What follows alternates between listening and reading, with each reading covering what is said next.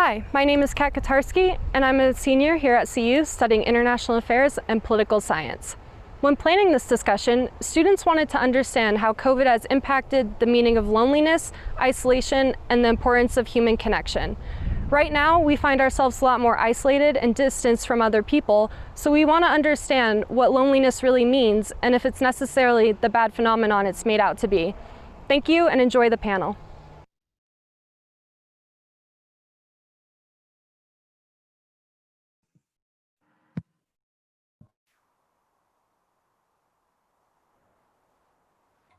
Hello and good morning, everyone. My name is Michael Anthony, and I'll be moderating the panel today. As the short video showed at the beginning, the name of this panel is Zooming In on Loneliness. Today is Friday, September 11th, and it's 11 a.m. Mountain Time. And we're going to begin by doing brief introductions of each of our panelists. Before we do that, I just wanted to let everyone know that preparations are already underway for our CWA 2021 conference. These conferences are really only made possible because of the generosity of viewers and people that are tuning in just like you. So if you decide that you'd like to make a gift or otherwise contribute to CWA, please go to www.colorado.com/CWA. So as a brief introduction, I'm a data analyst and a information designer at Seagate Technology. I'm also a former organizer of the Conference on World Affairs, and it's my pleasure to be moderating this panel today. So I'll kick it off with brief introductions, starting with Tai Tashiro. Tai Tashiro is a social scientist and author of the book Awkward. The book is The Science of Why We're Socially Awkward and Why That's Awesome. He's also author of the book Science of Happily Ever After.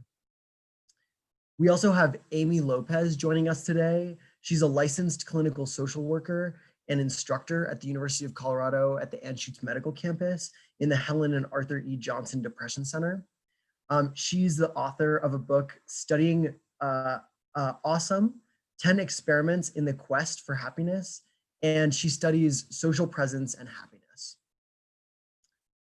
Finally, we have Jim Voss joining us. Jim Voss is professor in Aerospace Sciences Department at the University of Colorado Boulder and is a former NASA astronaut. Jim has completed 5 space shuttle missions and 4 spacewalks, and Voss was part of the second crew to inhabit the ISS, and he lived there for over 6 months. So today we bring together this eclectic group of social scientists, social workers, and astronauts to talk about this topic of digital connection and loneliness. So with that, we'll start with Tai Tashiro to give us an intro in the backdrop of loneliness, depression, and the impacts of COVID on our social landscape. Thanks, Tai. I'll hand it over to you.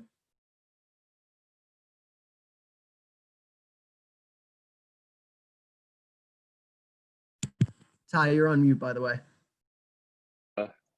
That'd be a problem, probably. Okay, there we go. Great.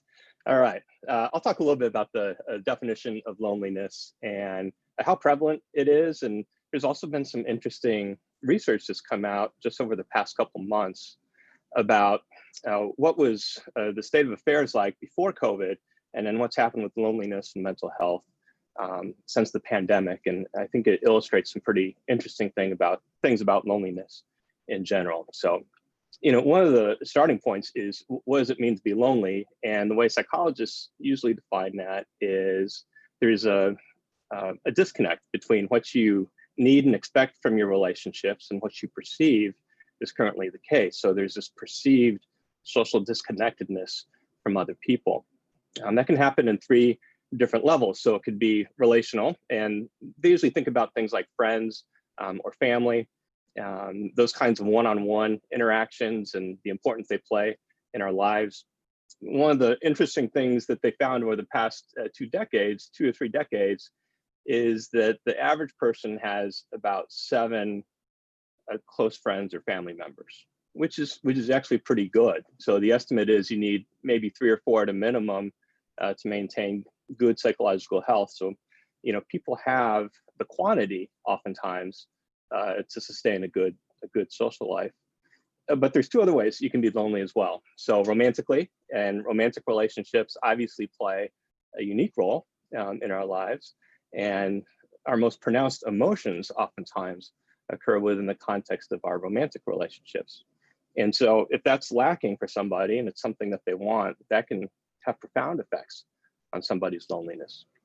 I think something that's also interesting that psychologists talk about is collective loneliness. So we need to feel like we're connected to a group that we can be proud of and feel like is doing good things. And that can be a state, a school, a nation. And I don't want to get too political here, but obviously we're probably experiencing some difficulties with that right now with some of the social divisions we have. So you really have three different ways you can be lonely. And if you're lonely in any one of those three domains, it kind of then exerts this overall effect of you feeling socially disconnected.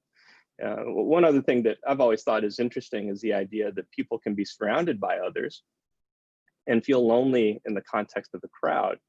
And that can be particularly sad for people to know that there's other people around, but for whatever reason, they don't feel like those folks get them or support them or understand them in a way that's going to help them feel the strength of that relational bond. So I think that's one important thing to remember, is that all of us can feel lonely. We can feel lonely in a number of different ways. And, you know, about 40% of people will go in and out of loneliness on a consistent basis. As far as the number of people who feel lonely in a profound way consistently, it's about 20 to 25% of the population, which is really high. If you look longitudinally what's happened to places like the United States over the past 4 or 5 decades, we've become exponentially more lonely. And that's been really concentrated over the last 15 years. One of the kind of most depressing studies, I think, was a study out of the University of Arizona where they asked people, do you have anybody you can talk to for support or an important problem? And about 35% of respondents said they didn't have anybody they felt they could rely on in those kinds of situations.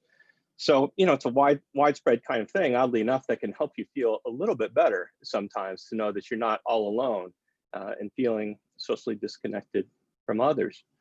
Now, with the pandemic, it's obviously dramatically shifted our social lives. It's been one huge social experiment. That's why I was surprised to find that the loneliness levels haven't shifted that much, which sounds a little bit counterintuitive. I think maybe it's because people have shifted their expectation. They just kind of know that this is a time where we're going to be apart from others that we care about and that we love. And so they've shifted that to be a lower expectation. But, you know, we're getting to a point now, I think, where you're going to start to see people having that fatigue and that weariness from the chronic nature of the social isolation a lot of people are feeling. The place that you've seen it crop up, though, and that's why I think the loneliness is sneaking up on us here, is with rates of depression, anxiety, and substance use, even cracked teeth. So cracked teeth have apparently gone up twofold to threefold, which is one indicator of kind of latent anxiety and distress. So before the pandemic, about 5% of the population had some kind of significant psychological distress. After the pandemic, that's increased to 12%, so it's more than doubled. I think of particular interest for CWA people, and particularly the students, is that this has been unevenly distributed across age groups. So the people that have been hit hardest psychologically by the pandemic have been 18 to 29-year-olds. And you see even a little more concentration in 18 to 24-year-olds. For that group, they had a rate of distress, psychological distress before the pandemic of 5%, and now that's jumped to 24%. So a dramatic increase there. You know, I think one of the things the pandemic has done across the board, whether on an individual level or a societal level, is that it's exposed some of the existing vulnerabilities that we had as a society. And it's maybe a nice opportunity for us to collectively work toward fixing some of these systemic kinds of things, some of these problems in society, so that we come out a little bit stronger on the other end of this.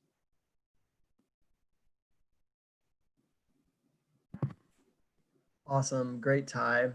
That was a phenomenal diagnosis of the nature of loneliness. I think that this is a time where we are experiencing loneliness in a unique way because of the nature of the pandemic and the way that it's shifted things virtually. And it's nice to see some statistics that depict the way that loneliness has increased, and particularly sound alarm bells for some of these, negatively impacted groups. So with that, let's transition over to an introduction from Amy. Again, Amy is a clinical social worker, and so she's a trained professional in helping people overcome loneliness and depression, and particularly in studying happiness. And so, Amy, with that, I'll send it over to you. Great. Thank you so much. Thank you, Ty, for those statistics. And I think as he highlighted the problem, I want to talk a little bit about then how do we, as Michael said, how do we actually help people work through this?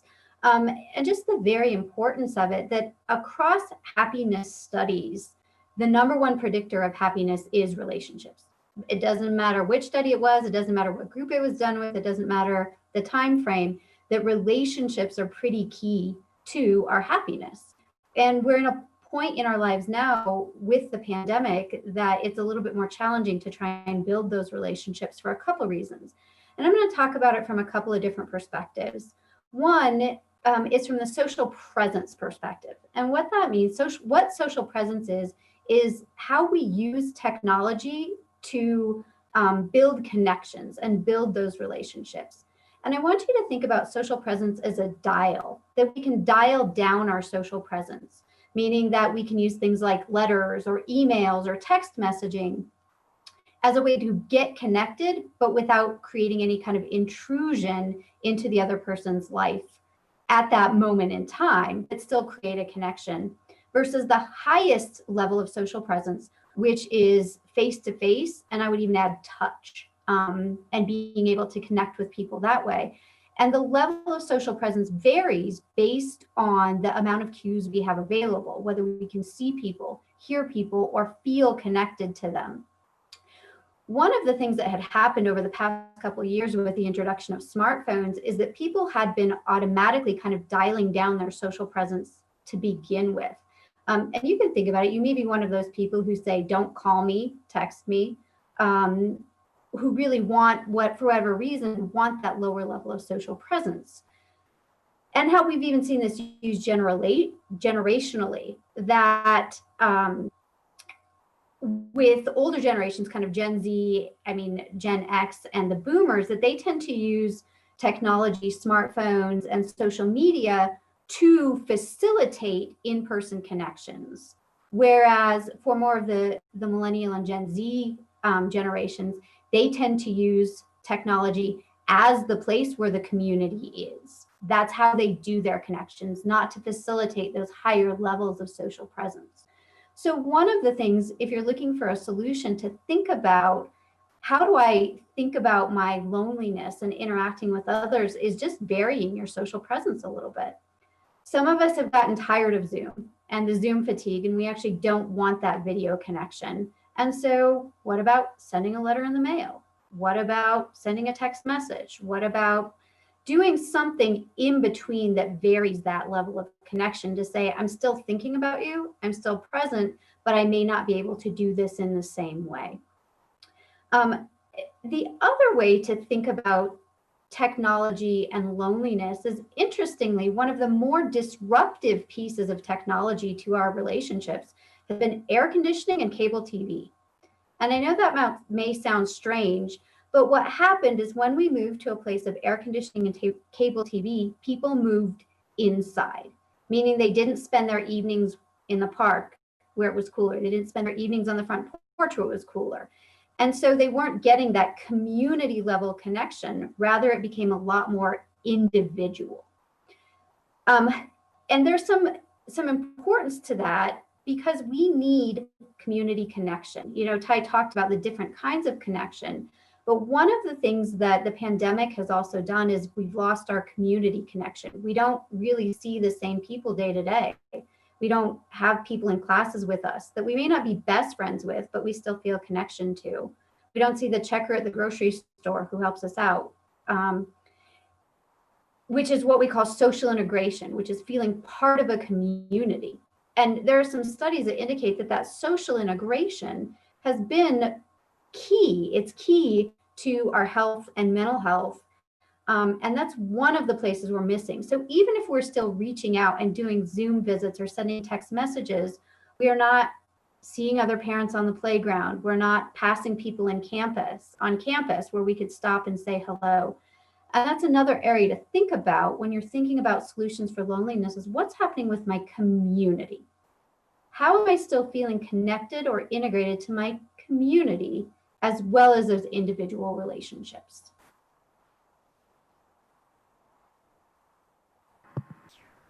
Great, thanks, Amy. With that, we'll switch over to an interview with Jim. He'll give us a synopsis of his background. Jim, I'll pass it over. Hi, Michael, and thanks for hosting this. You know, there are an awful lot of stressors involved with human spaceflight, the physical environment itself, the microgravity that you're living in, the risk of the dynamic launches and returns to the Earth. And there are some other things like organizational and structural things that you're scheduled all the time. Somebody else is controlling your life. You're being watched a lot. You fear failure that people would see.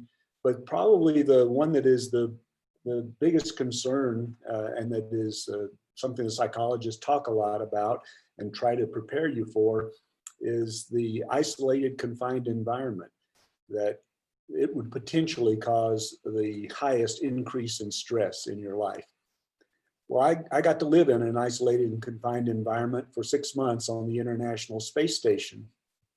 The issues there, you're far from your family and friends and everything familiar. It's similar a lot to what we are experiencing with COVID, but exacerbated because you are in a very confined environment you can't get out of, a tight living space with just a few people. It's kind of an example of having too little of your normal environment with lots of friends and family, and too much of being around a small group of people.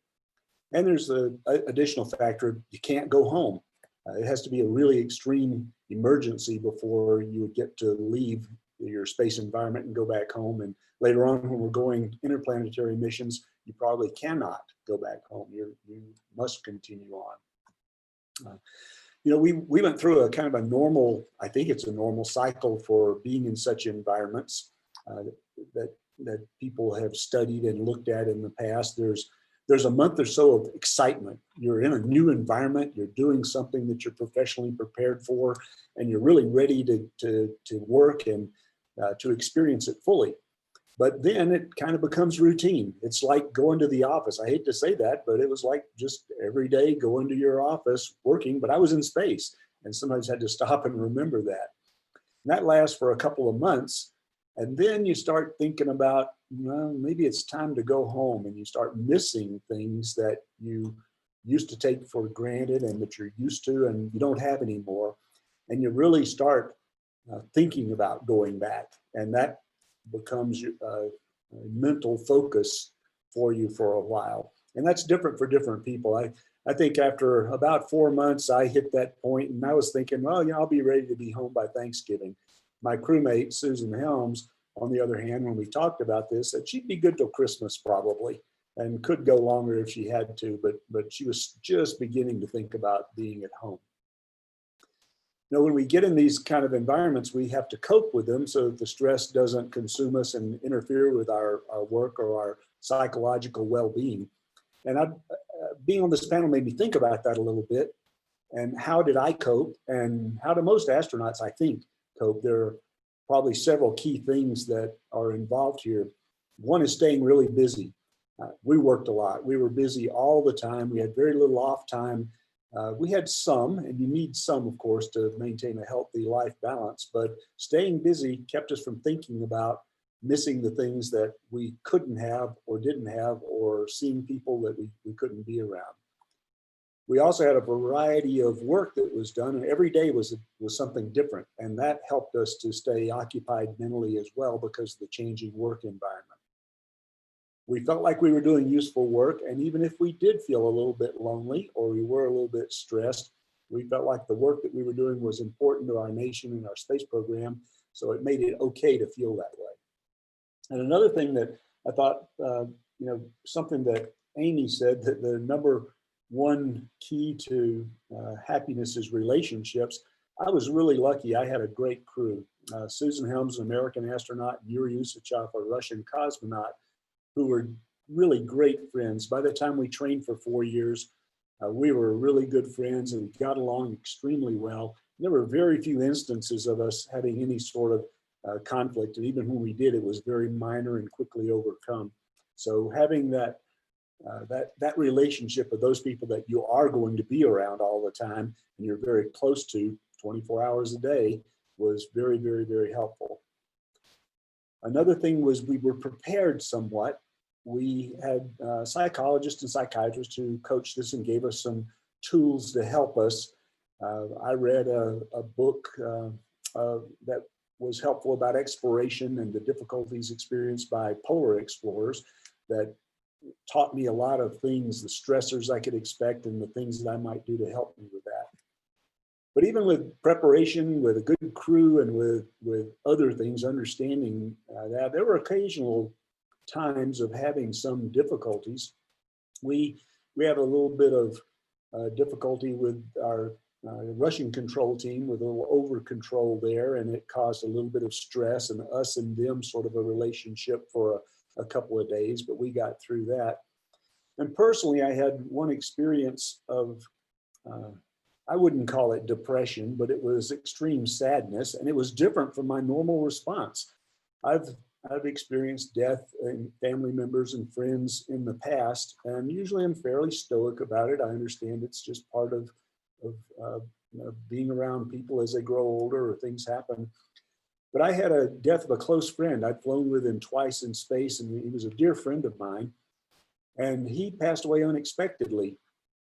And I don't know exactly why. I have some ideas, but I got into a depression, was despondent for about a week. Nothing my crewmates could do or anybody else could make me stop thinking about him and about missing him and wishing I could be there to console his wife and talk to her. And I think that was the one case of where I really felt like I was away from everything that I knew and was used to. And I really, really wanted to be back there to take care of this because it was disturbing me mentally. Eventually it went away and I was okay, but it was a not normal response by me. And I think it was certainly because of the isolated, confined environment that I was living in. Great, thanks, Jim. Well, there's a number of thoughts that I think come up from that. We've gotten some great questions from our audience as well. One of the first is a clarification question. Jim, you mentioned a book on polar exploration. Can you repeat the title of that book?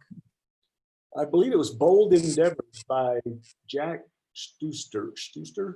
And it's about the polar explorers. And it had chapters on different types of difficulties and the things that they did and the impact of being stuck in the ice for 2 years, a really difficult, isolated, confined environment for people. And there was a summary at the end of each chapter about the lessons learned or the things that might help you to deal with a similar type situation. I actually copied each of those summaries and took them with me to remind me of things. Occasionally I would look back and say, well, yeah, that's true. This does happen. And yeah, I can deal with it by doing this. So Bold Endeavor. Great, perfect. And the next question I think is extremely relevant for the date that we're having this panel. So the question is about reflecting on 9/11. And the question is, reflecting on 9/11 and its anniversary, do you as panelists see any parallels between the loneliness and disconnection that was experienced after that because of people staying at home and working from home, choosing not to connect as heavily as today, 19 years later, in the virtually connected world of the COVID era?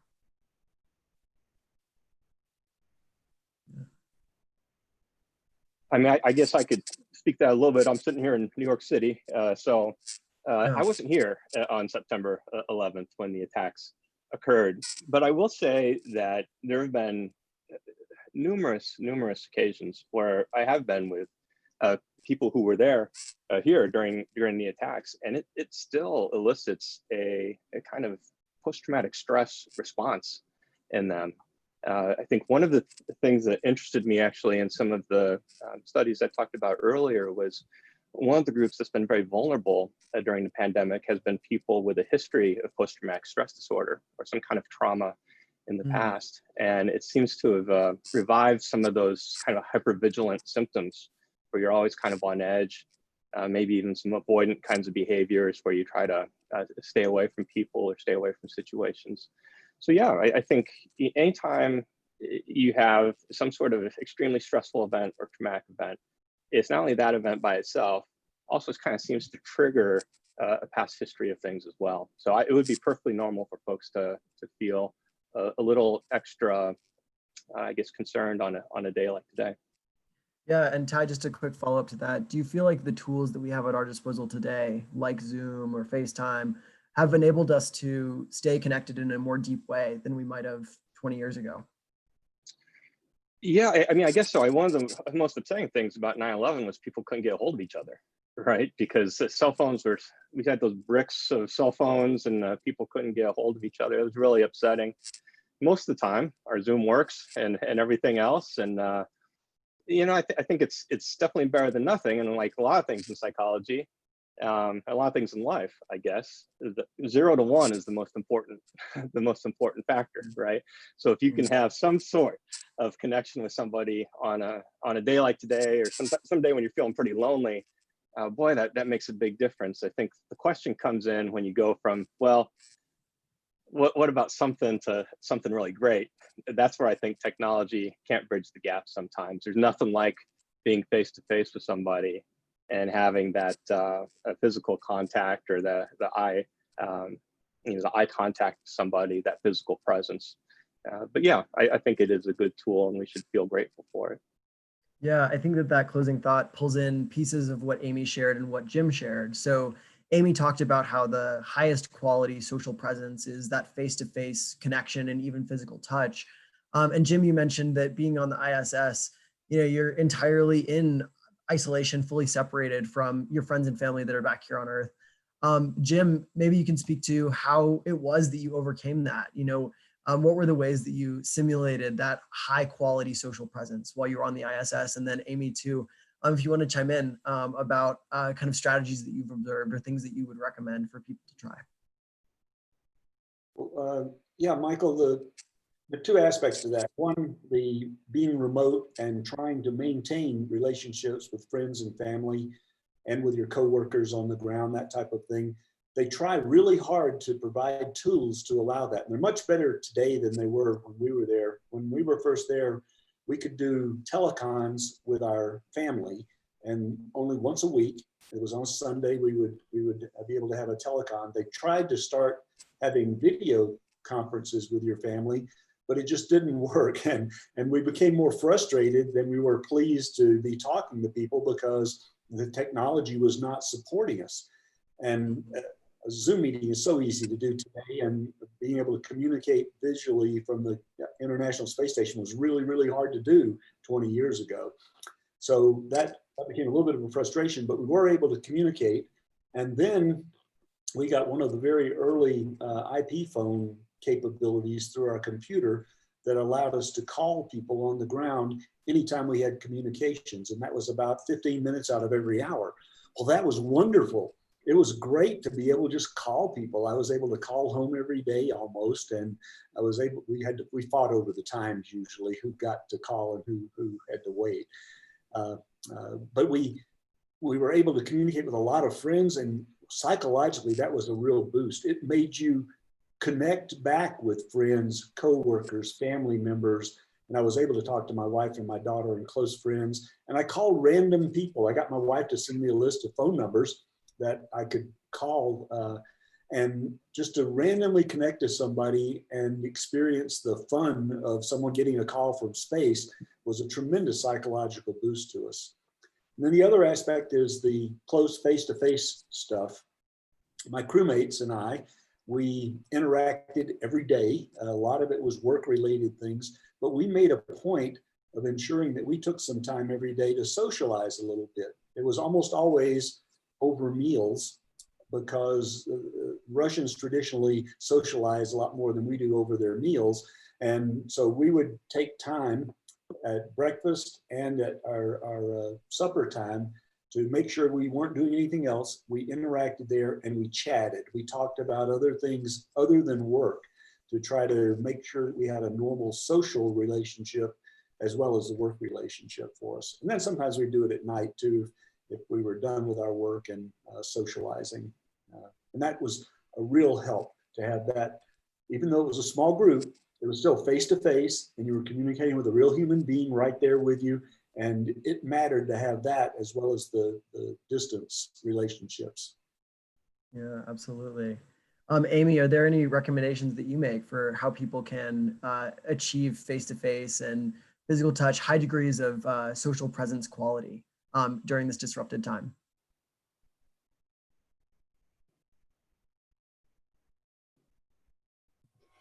So I think that's a real challenge right now. That we kind of talk about treating depression right now as like swimming in a bathtub. That it's just really limited in what we can actually do. So going back to saying, what can we do? How can we achieve those higher levels of social presence, and maybe not even achieve them, but really vary the social presence that we have? So to be able to say that, if you can do something socially distanced, we've been recommending things like the community howl, where people can get out and still connect with their community, but they're still in their own space. Or things like socially distanced happy hours, where maybe people are all in their own driveways in their own chairs, but they can still talk to each other.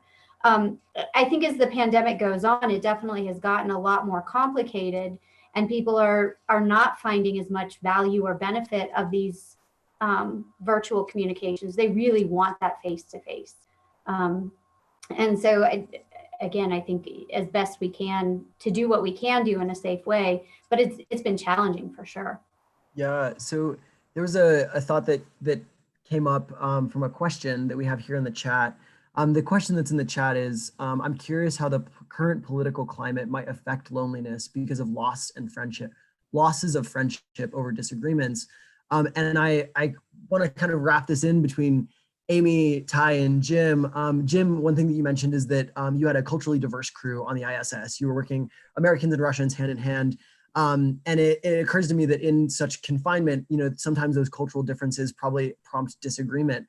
What are the ways in which you kind of overcome disagreement? And Amy and Ty, maybe what are our tools in this more physically separated, distanced space where we can overcome disagreement and make sure that our relationships are healthy, despite maybe differences in perspective? Well, since you addressed me first, I'll answer first. I was very fortunate to live and work and train in Russia for about 4 years, some constant, some off and on, and really got to know my crewmates extremely well over that time period. So I knew them extremely well. I had adjusted to Russian culture and had learned a lot of their, I would say, idiosyncrasies and different ways of interacting with people. And that helped me a little bit when we had that conflict I mentioned with the Russian control team. I was pretty upset with them about their over controlling on a particular thing we were doing. And my Russian crewmate was very good at trying to make me feel better about that and not worry about it. And I thought about something that I think I learned while I was in Russia, that Russians handle conflict a lot differently. They'll get in your face and yell and scream, and then the next minute you're old buddies again. You're drinking together and having fun, and they don't seem to hold it as long as we might here in the United States. And I thought about that and said, that's true. We had a conflict, we had a disagreement, and it's over now, and so we can move on. And that helped me to move on past that.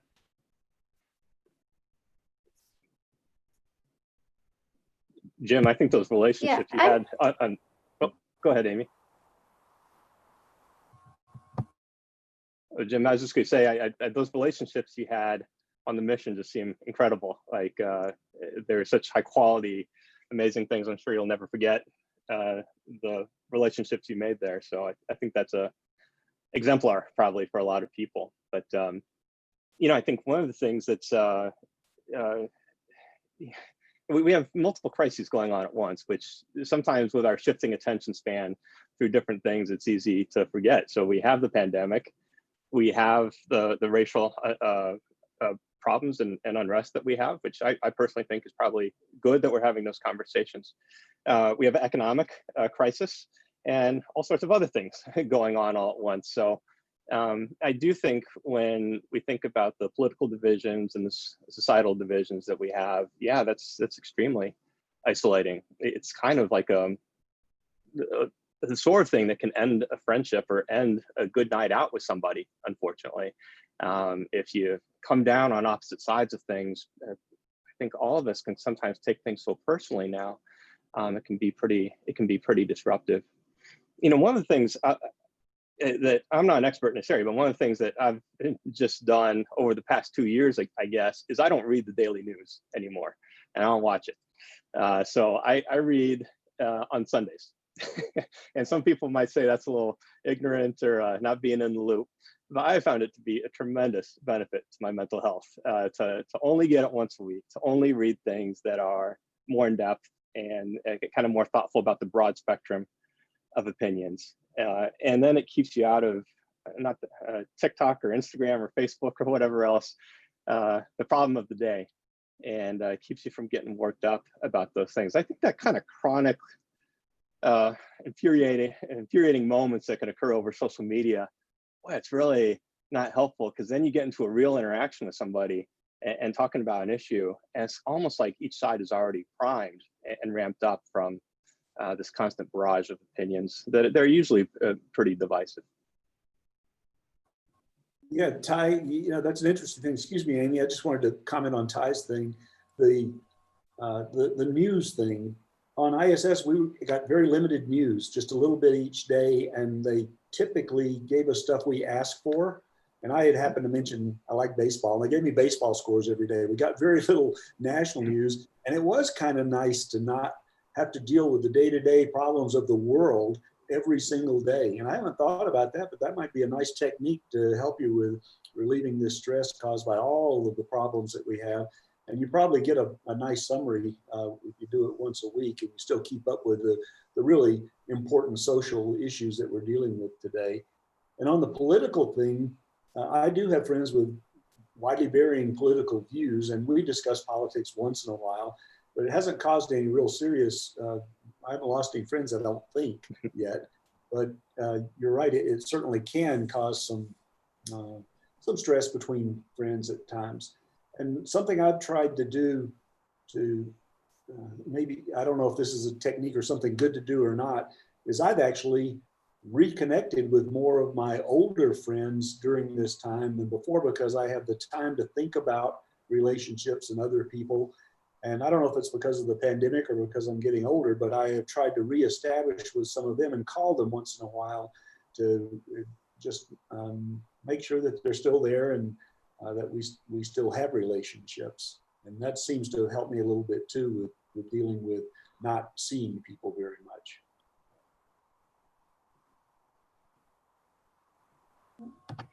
So I wanted to be able to comment. Oh, sorry, Jim. I want to be able to comment on one piece that's related, something known as the disinhibition effect.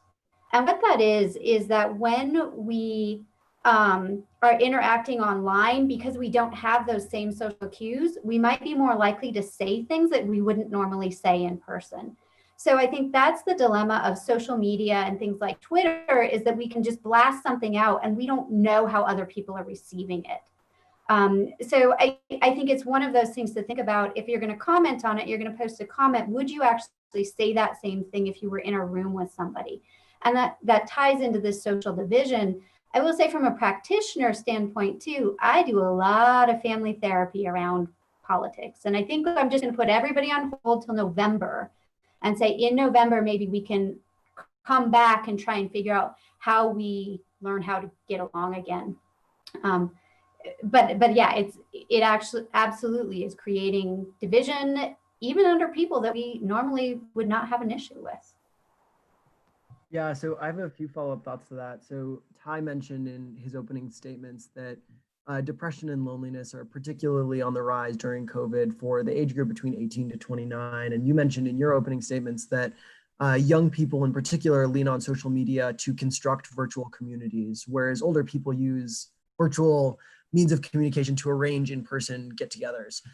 Given that these young people are constructing virtual communities and that that's kind of where they're going to find community, do you think that this disinhibition effect is more at play among that demographic, or do you think that there's demographic trends associated there?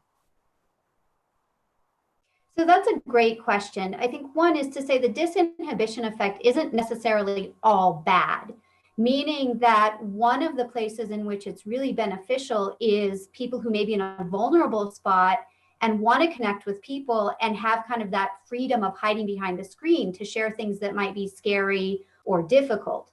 So it's not necessarily all bad. But it can be when, again, we don't have those cues of when we might be hurting different feelings. And so when you talk about generational, I think that, and the communities, that I think actually the younger generations tend to use those communities for places where they may be more vulnerable and may find people who are more like them. Whereas again, I don't think that the older generation has thought to use it in that way.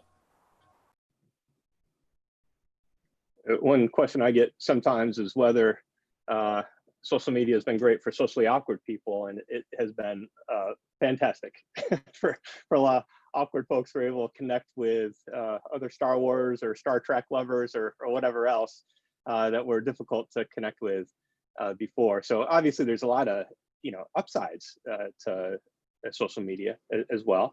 I think one of the things that I find most interesting is that people who tend not to be lonely, who tend to have high quality relationships, particularly among teens and young adults, they use it differently than the average person. So one of the things that's emerging from some of the social media research is that people who have high quality friendships and high quality social connections, they like more of the good news posts from their friends actually than the average person.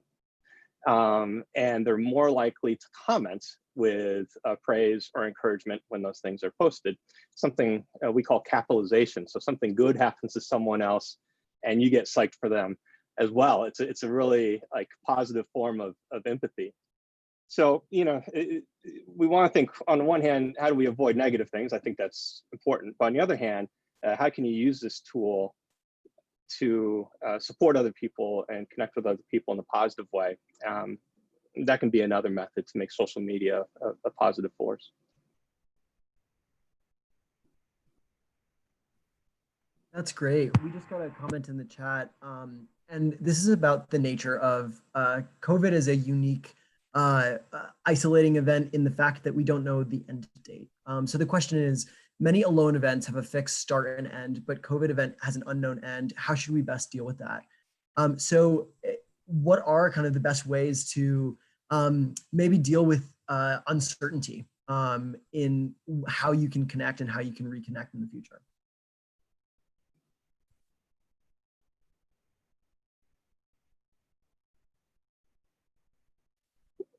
Michael, I don't have an answer to that. I hope Amy or Ty can share something that might help us with that, but I did have an experience with that. We were scheduled to be about 4.5 months in space originally, and then they had some problems with the space shuttle while we were up there. It delayed our return, and we found out about that about a month before we were to come back. And at first it was okay, and then the delay got a little bit longer, and then it became uncertain. We weren't sure, were they going to get the problems fixed and were we going to be able to go home on time, or was it going to be a much longer time there? And it changed the way you thought about the going home part, and it became a little bit more of that elusive something that you wanted but you couldn't have. I don't know how we dealt with that other than just it was a fact and we just dealt with it. I don't know if there are techniques you can use or not.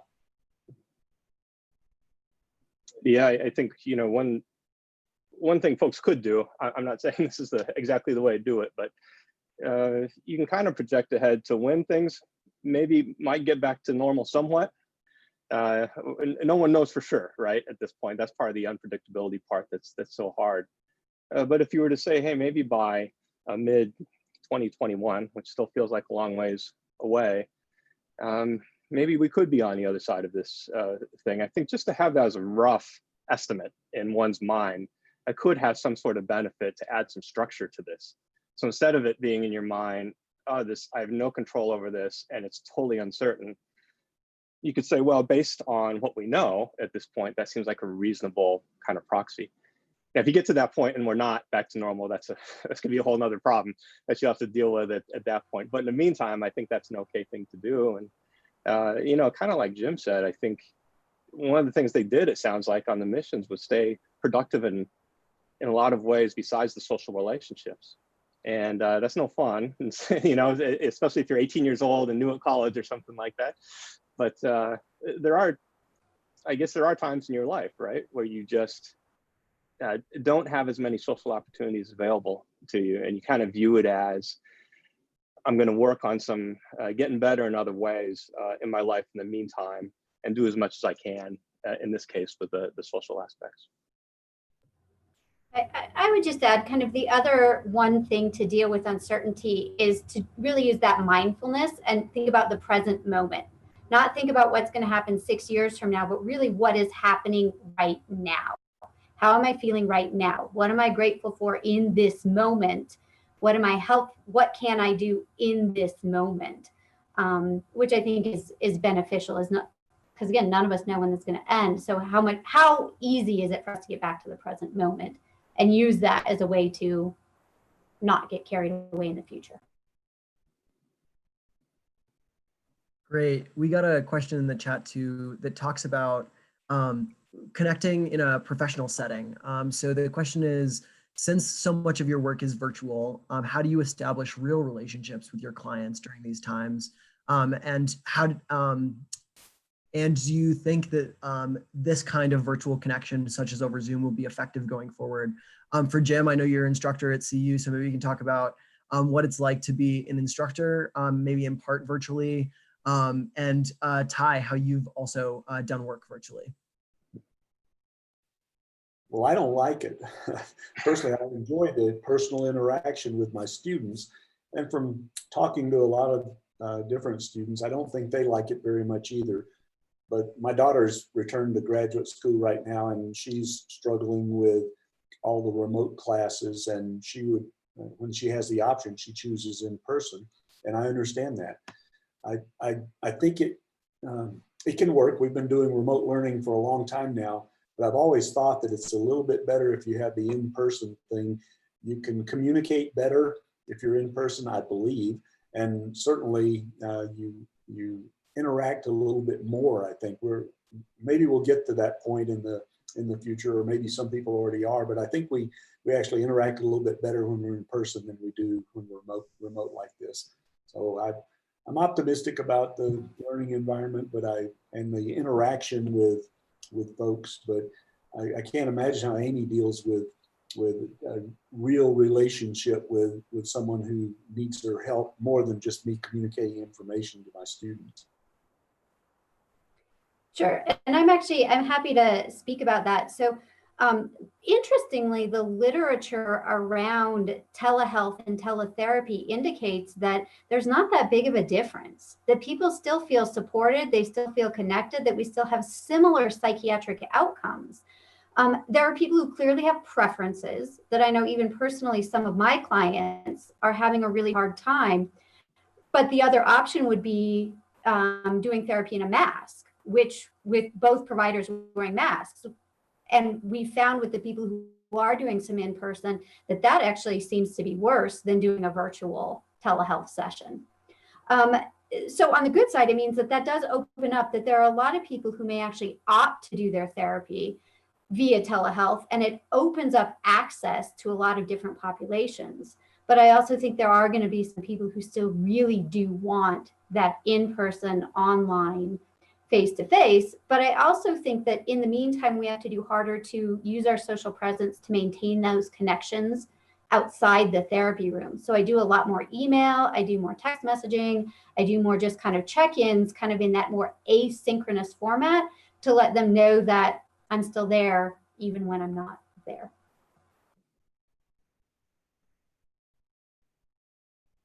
Yeah, and I think regarding the professional connections, I'm no expert on that really. It's hard, obviously, for a lot of businesses right now to, and people in business to make new connections and even maintain the ones that they've currently had. The disruption we've had to how we connect with others in business settings is in some ways unprecedented in recent memory. I do know there are smart people in those areas that are talking about how people might do that and ways to be creative. In books and in writing, I know one of the things that's been nice is the opportunity to have some silence and to have an opportunity to, there's always things you want to work on to get better, but you always feel like you're too busy to get better at those things that would make your life easier. And one, I guess, silver lining way to look at it is there's always things you can learn about your profession, about your craft. And, you know, you might have a better chance to learn some of those things right now while we have this little break. Yeah, that's great. And one thing that Amy brought up just when she was speaking a moment ago was that things like telehealth and telemedicine open the inclusion of things like medical services. And that strikes me just as one of the positives that come from leaning on virtual technology for connection. Are there other benefits that, Ty, you've observed, or Amy, that you've observed? Ty, you mentioned a few comments back that you know, we're in this layered set of issues where there's social, environmental, public health, and economic issues that are all being like conflated. They're all working in tandem, and that has really exposed some of the vulnerabilities to our social landscape. What are some of the ways that virtual technology can help provide solutions or strategies for the way forward? How is it helping with issues of equity, diversity, inclusion, and justice, et cetera? Yeah. Well, I think it takes some effort, right? Because the algorithm won't immediately shuttle you into different perspectives.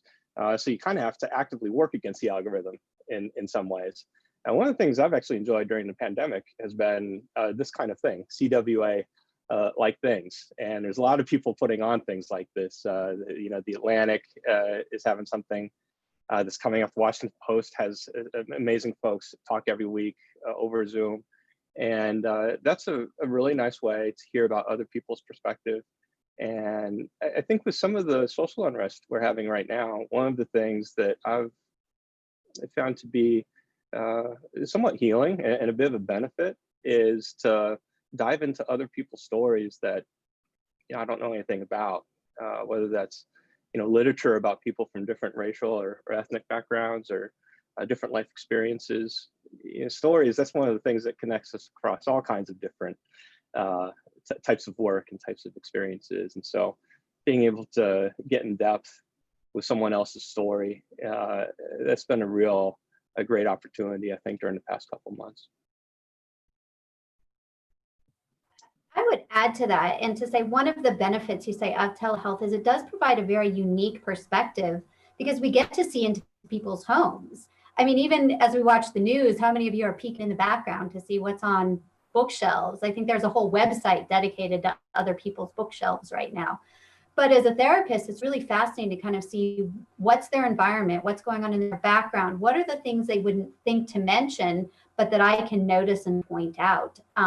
So in that way, it's been really, really helpful is that we get a different perspective on people's lives that you wouldn't normally get if they're sitting with you in the office. That's very true, Amy. That's why I use these virtual backgrounds.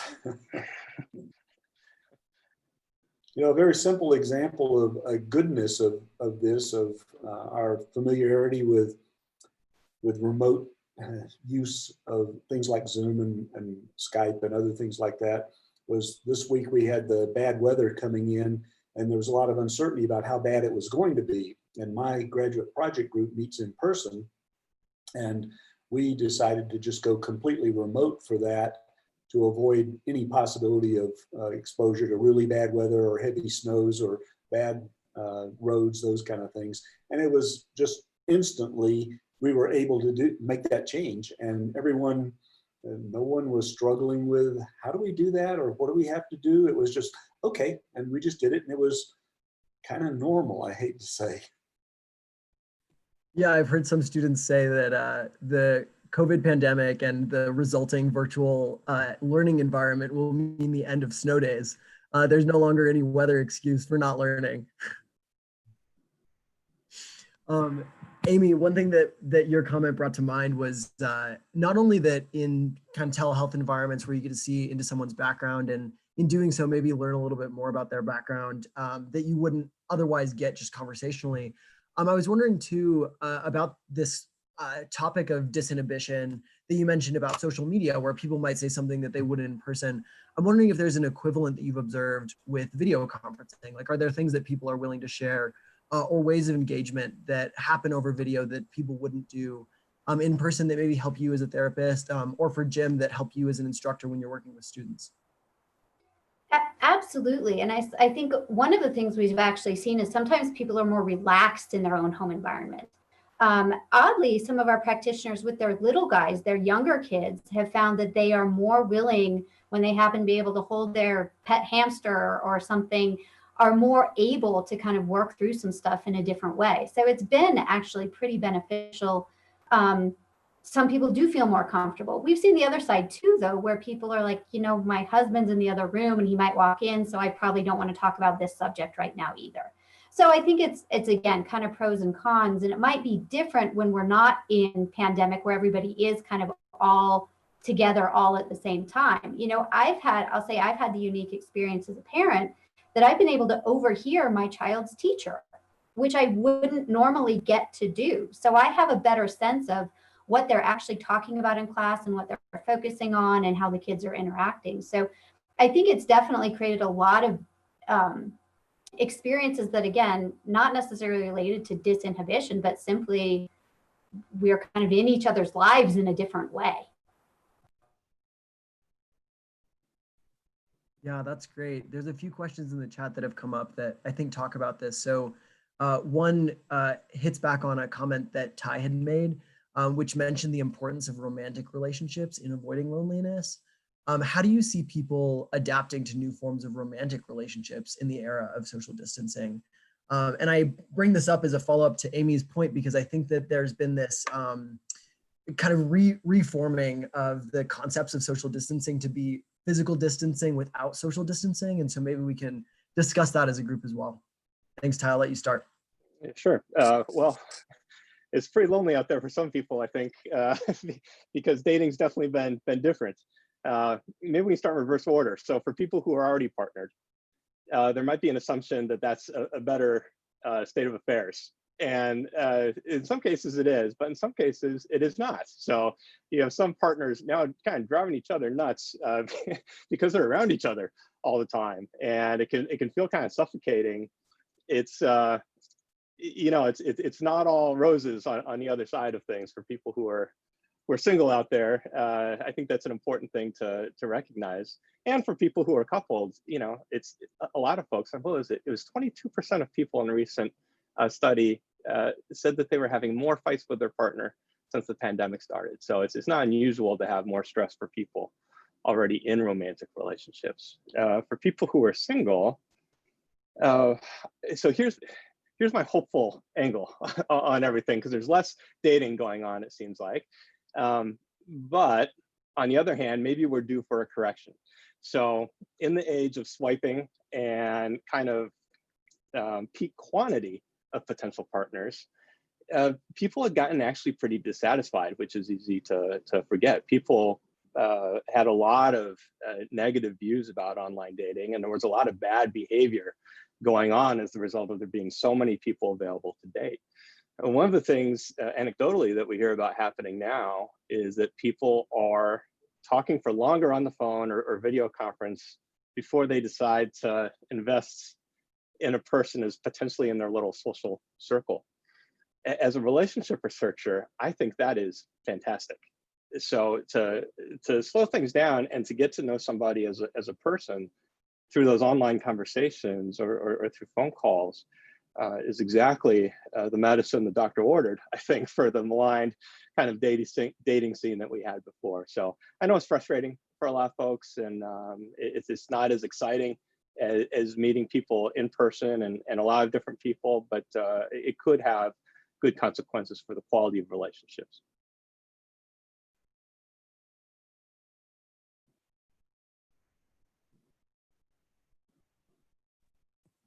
Yeah, Amy, do you have any follow-up thoughts on that as well? I know you do some couples and family therapy as well, and yeah. Yeah, I think, as I said, for people who are coupled, we've seen kind of the pros and cons that all this time together, they're like, actually, maybe we do like each other. Like we actually do like spending time together, and we forgot that. So that's been one benefit. But I think this much time together has also driven people a little crazy too. So I think we've seen both.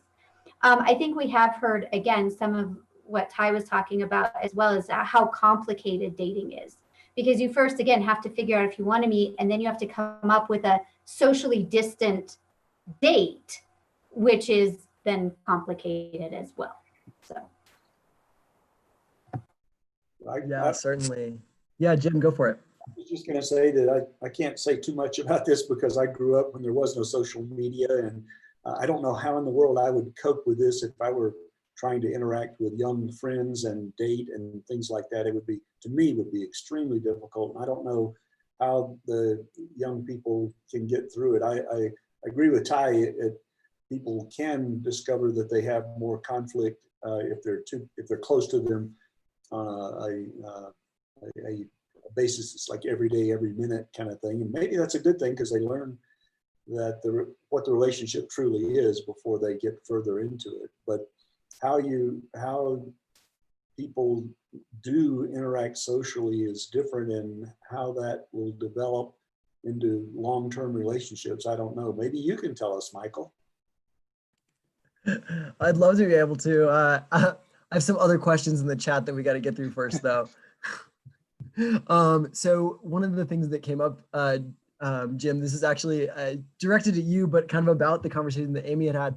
So the question is, if people are using virtual backgrounds and not showing their real-time current environment, how does that change trustworthiness or make connection? And what does that mean for people putting up veneers? What does it do for our creativity? You know, I think that those are kind of the two sides of maybe that the virtual connection spaces, that we can either conceal what's behind us, and in concealing maybe offer something that is more in line with our identity. So I don't know, any thoughts on why, what your preference is around using a virtual background? That's an interesting thought on it. I've always treated it as a kind of a fun thing to do. If I'm talking about the International Space Station, I show this background. If I'm talking about the moon or the lunar surface or our lunar lander my students are designing, I'll throw in something like this. If I'm talking to one of my Russian friends, I may throw in a Russian background, or if I'm talking about spacewalking, I may show that kind of a thing. So I've always thought, well, this is kind of a cute thing. I've never thought of it as really avoiding something. I don't have much of a background here. It's just a room, and it's not very exciting or even interesting, I think. So I try to use it for visual interest when I'm talking to people, and occasionally I'll just swap through them so that I'm not boring them too much with the discussion. They can have something to do to look at the beautiful earth behind us, or sunset, or even the Golden Gate Bridge, things like that. Absolutely. I use it more for fun than anything. I don't think I'm avoiding anything.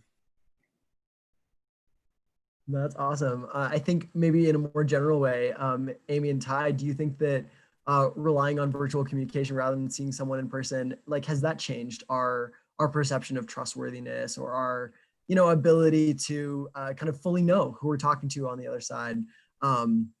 There's one question. I have another one that's coming up, but if you guys have any comments on that, feel free.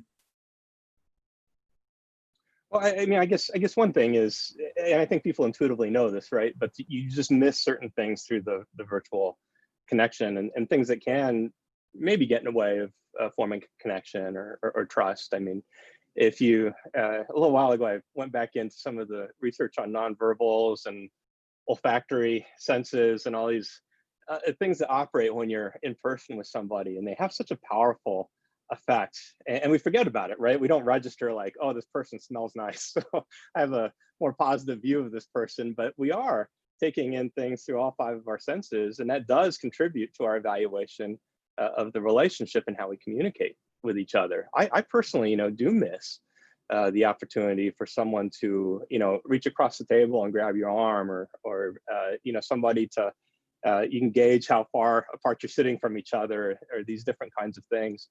One of my favorite things that illustrates this was a study of romantic couples, actually. And they had accidentally kind of stumbled upon this finding that 2/3 of partners smelled their partner's laundry, their dirty laundry, when their partner was away on a vacation or on a trip, which is kind of creepy. But at the same time, it's kind of endearing. And it just shows you how their olfactory sense was so tied to, right, their connection with this person. So it's not just the sense of smell, but all of these different things, touch and whatever else, they are important. It's a bit sad that we don't get that over our technologies. Yeah, definitely. Any thoughts, Amy, for you? Yeah, I would add that yes, that I think we are missing something by face to face. There was an interesting study even talking about loneliness that it used to be that the elderly population was the most lonely. Now it seems to be more the 18 to 24-year-olds. And that seems strange to have this shift, but it has to do a little bit with how technology can be disruptive rather than helpful. Is that, again, when we're sitting waiting for a bus, we're looking at our phone. When we're waiting for a line for food, we are looking at our phone. We're not having those face-to-face interactions when we can. When my niece started college, she was talking about having a difficult time making friends. And I said, well, just, sit at a table at the cafeteria. Again, this was pre-pandemic. And she said, everybody's on their phone. You can't start a conversation with somebody because every person is on their phone. And I think there has been, again, talking even about couples, that's probably one of the primary couple complaints we get is you're looking at your phone when I'm talking to you. And so in that way, I think, yes, that people are missing that face-to-face, and how do we use technology responsibly so we're getting that? Yeah, that's great. There's a comment that's been sitting in the chat for a while. And the comment is, what do you think about the loss of connectivity in art spaces, specifically concerts, theaters, art museums, author readings, and that all of these events have moved online and some of them are really challenging to do online. What are the ways that each of you has experienced maybe the arts in a virtual way, and how have your arts community shifted online, and how are you connecting with those people? Well, for me, it's a great point of sadness. One of the reasons you live in New York in a 400 square foot studio and, high rents and all these other things, is for those kinds of opportunities, those kinds of cultural opportunities, and the in-person connection that you get with people. One of the questions I'll get is, well, how can you live in such a small place and everything else? And you say, well, you're never inside. Like, you're always out at a museum or a theater or whatever else. And yeah, I think it is very difficult to translate that an online kind of environment. And then just knowing, people in those fields, people who can't have their concerts anymore, or can't do their stand-up comedy anymore in person, that's very hard to think about the struggle that they're having as well. So one of the things I guess that's been a point of hope for me is that sometimes after events like this, pandemics, wars, and so forth, there's an explosion of creative energy that happens afterwards. And so, I'm hoping for the same thing, but I also don't want to underplay that it's a difficult time in these ways. But a lot of creative people over the years and centuries have said that it takes some stress and some hard times sometimes to spark the creative impulse.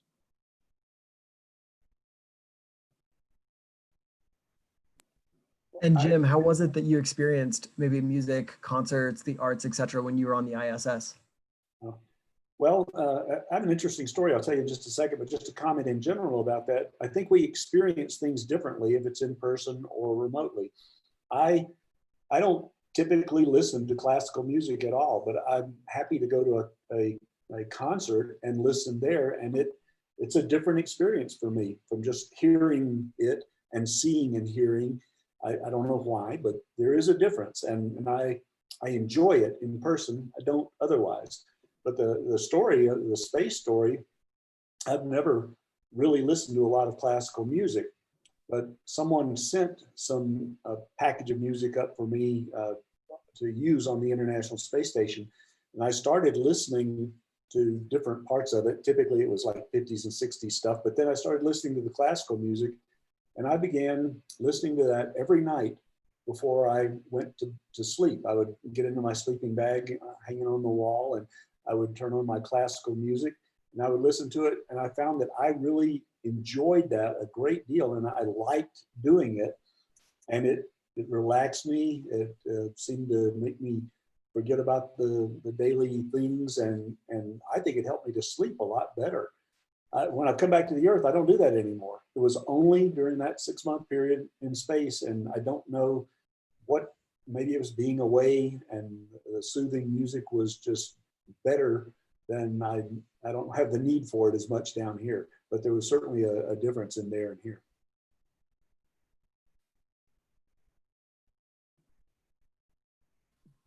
Great. And then I have one comment in the chat that's specifically for Amy. It is for everyone as well, though. I think this is a good one to end on. We're coming to a close.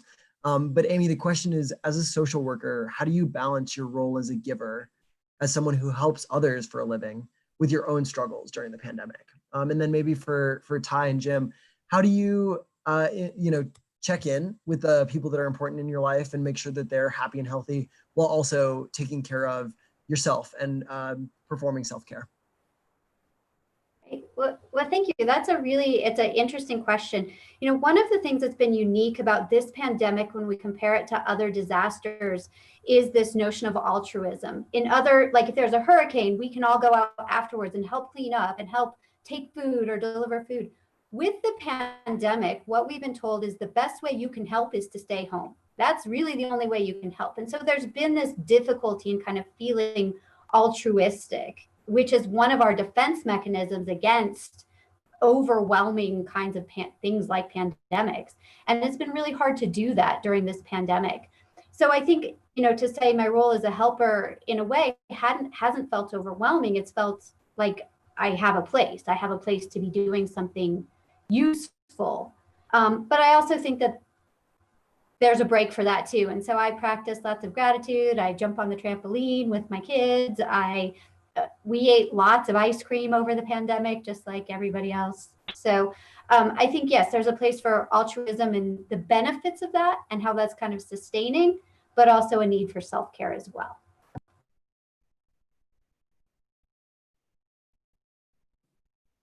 Yeah, I mean, I think one of the nice things about the past few months is people are in less of a rush, right? And one of the greatest gifts you can give someone else is to be genuinely interested in what they have to say and genuinely interested in their experience. One of the reasons I guess I wondered about as far as why the loneliness wasn't as dramatically affected as I thought it would be overall is that maybe the quality of some of these connections is actually a little deeper and a little better right now because we're not in a rush to get off to the next thing. So I think if people can give that to other folks, that's a great way to give back, and it's not to be underrated.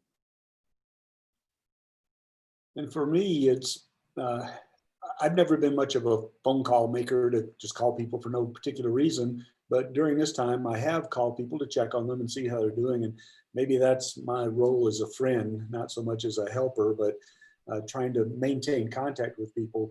And I have used the Zoom happy hours numerous times with friends that I usually interact with, and was really missing those group interactions where we would have happy hours or we would do things together, and we couldn't do that anymore. So we've used a virtual happy hour to allow us to get together just to chat, talk, and maintain our friendships and relationships. And that's been very beneficial from my perspective. Awesome. Well, Ty, Jim, and Amy, unfortunately, we're out of time. Thank you so much for zooming in, being willing to have this conversation about connection in a virtual format. This has been incredibly special for me, and I hope it was enjoyable for each of you. To our audience members, again, if you enjoy the content that comes out of the Conference on World Affairs, please consider making a contribution. That's www.colorado.com/CWA. Also, each of our speakers, Ty and Amy, both have recent books out. Please show some support and look into their books and participate in that way. Thanks everyone for tuning in, and I think that's all for today. Thank you, Mike. It was great Right, to thank hear you. Ty and Right, Amy. thank you. It was great to hear them and how they helped me to understand some of my feelings during my isolated, confined environment time. Thank you. Of course, me too. Yes, it was great to meet all of you guys. Thank you so much. Thanks, everyone. Me too. Bye-bye.